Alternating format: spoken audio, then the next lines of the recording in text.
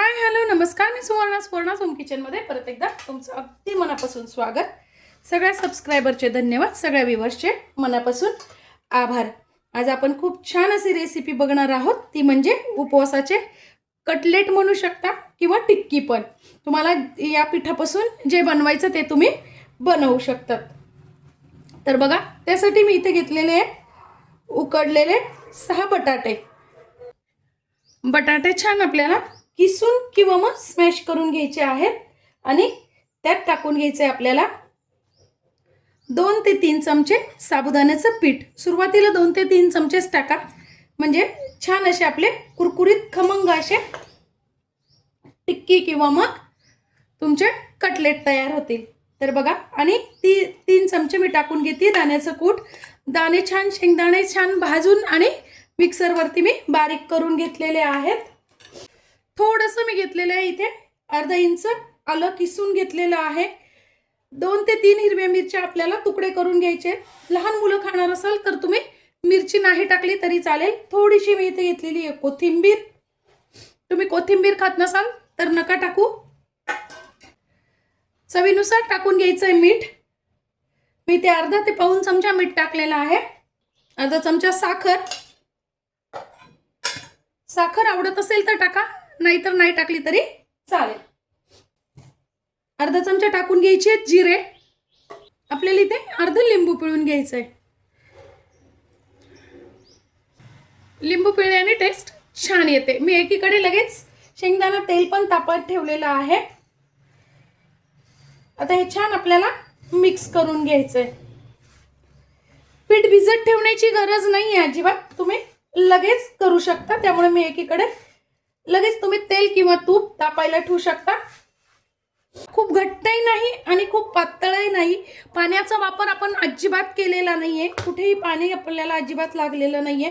बटाट्याच्या याच्यातच आपण सगळं भिजून घेतलेलं आहे. थोडंसं हातावर घ्यायचंय तूप, हाताला चिटकू नाही म्हणून असं तूप लावून घ्यायचंय हाताला.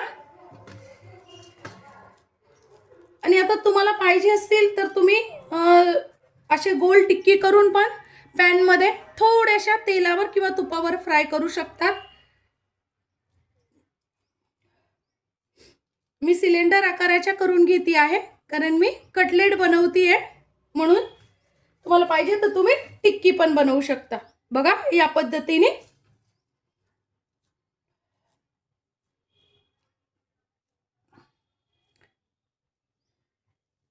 असे तुम्ही बनवून फ्रीज मध्ये आदल्या दिवशी करून ठेवले ना आणि वेळेवर फक्त फ्राय केले ना, तरी आरामशीर 2 दिवस फ्रीज मध्ये छान राहतात. हे म्हणजे वेळेवर तुमची फजिती पण होत नाही करताना.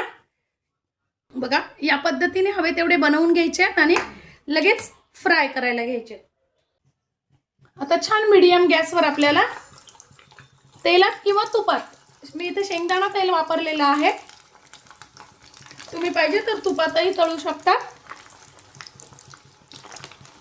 बुडबुडे शांत झाले की मगच उलटवायचे. आता बघा, त्याबरोबर खाण्यासाठी आपण एक उपवासाची चटणी तयार करून घेऊया. त्यासाठी मी इथे घेतलेले शेंगदाणे, थोडंसं आपल्याला लिंबू पिळून घ्यायचं आहे. तुम्ही दही पण वापरू शकता, खूप छान टेस्ट येते. कोथिंबीर, अर्धा चमचा जिरे, अर्धा चमचा मीठ आणि अर्धा चमचा साखर. तुम्ही खोबरं खात असाल तर खोबरं टाका, छान लागतं.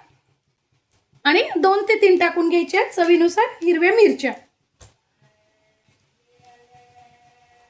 तर थोडंसं पाणी घालून आपल्याला चटणी छान बारीक करून घ्यायची. आपले कटलेट मस्त तयार झालेले आहेत. एकदम अशाच कलरवरती आपल्याला करून घ्यायचे आहेत. खमंग खुसखुशीत होईपर्यंत मीडियम गॅसवर छान तळून घेतलेले आहेत. आता काढून घ्यायचे. वा,